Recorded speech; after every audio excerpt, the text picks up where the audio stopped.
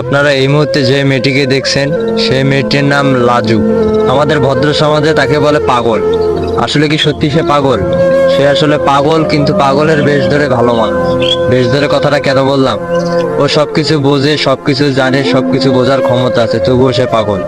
তার আচরণ বিধি, তার চলাফেরার গতি, তার কার্যক্রম, তাই দেখে মানুষ তাকে বলে পাগল। আসলে পাগলের দুনিয়াটাই আলাদা। আমারই, তুমি আমারই, শুধুই আমারই, আমি তোমারই, শুধু তোমারই, আমি তোমারই, শুধুই তোমারই। মেয়েটির বাসা আমার পাশের বাসায়, আমার এলাকারই মেয়ে। আজকে আর আর 5-10টা মেয়ের মতো বাচ্চা কাচ্চা স্বামী সংসার নিয়ে সুখে থাকার কথা। আজ তার কি অবস্থা! হায় রে, কি আজব দুনিয়া, দুনিয়ার কি নির্মম পরিহাস। এর এক সময় ছিল স্কুলের অনেক ভালো ছাত্রী, অনেক ভালো স্টুডেন্ট, আমি যতদূর শুনেছি তার সম্বন্ধে, যতদূর জেনেছি। হঠাৎ করেই তার মাথার প্রবলেম শুরু হয়ে যায়। হঠাৎ করে এসব হওয়াতে কেউ কিছু বুঝতে পারেনি। অনেক ডাক্তার, কবিরাজ, অনেক কিছুই তাকে দেখানো হয়েছে, তবু কোনো ডাক্তারের সমাধা দিতে পারেনি। এমনই ঝরে গেল একটি জীবন। আমি ছোটবেলা থেকেই দেখছি সেরকম। আজ থেকে 5 বছর আগেও যা দেখেছিলাম, 10 বছর আগেও যা দেখেছিলাম, আজও তাই দেখতেছি। তার বিন্দুমাত্র কোনো পরিবর্তন আসেনি। কত ডাক্তার, কত চিকিৎসা, কত জায়গায় তাকে দেখিয়েছে, কোনো ফলাফল আসেনি, কোনো পজিটিভ কিছু কেউ দিতে পারেনি। তাই আজ ঝরে গেছে তার জীবন।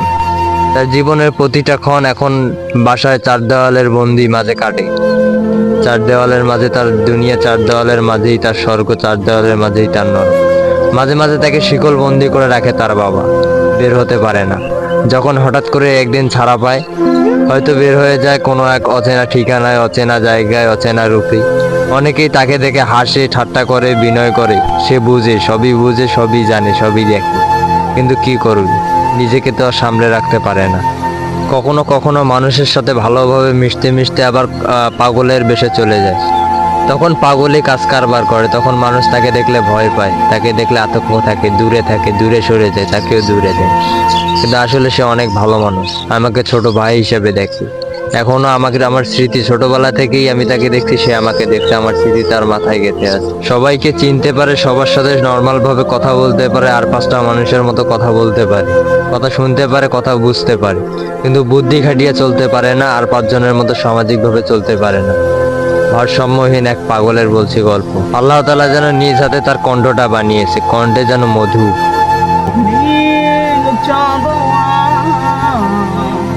নীল চাঁদোয়া, আকাশটাকে আজ লাগছে যেন মাঝে মাঝে কিছু কিছু তারার মতো। প্রেমের ছোঁয়া, বৃষ্টি ধোয়া, নীল চাঁদোয়া, নীল চাঁদোয়া, আদর গন্ডাগুলো ফুলের আঁচলে। না, না, না, না, না, না, মনের মাঝরে। তার দুনিয়া সে নিজেই বানিয়ে চলে, সবসময় নিজের মতো করে চলে, নিজের মতো করে বের হয়। আর 5 জনের সাথে কথা বলে না, আর 5 জনের সাথে মিশতে পারে না। সে সবসময় হয়তো কোনো অজানা কোনো চিন্তা ভাবনায় মগ্ন থাকে, নয়তো সুরের ঝংকার তুলে গাইছে কোনো গান। গান শুনতেও যেন মধুর লাগে। কণ্ঠটা তার আল্লাহ তাআলা এত সুন্দর করে বানিয়েছে। প্রতিভা অনেক ছিল মেয়েটির, আমি যতদূর শুনেছি, যতদূর জেনেছি, প্রতিভা তার সব জায়গাতেই ছিল। জীবন নাই বইবি যখন, না, না, না, না, না, তুই মোরে আসবো না দুজন মিলে, নে, নে, নে, নে, নে, নে, ওরে সব ভালো, তুই একা বাসিস রে, একটু ভালো মাঝে দিস মোরে।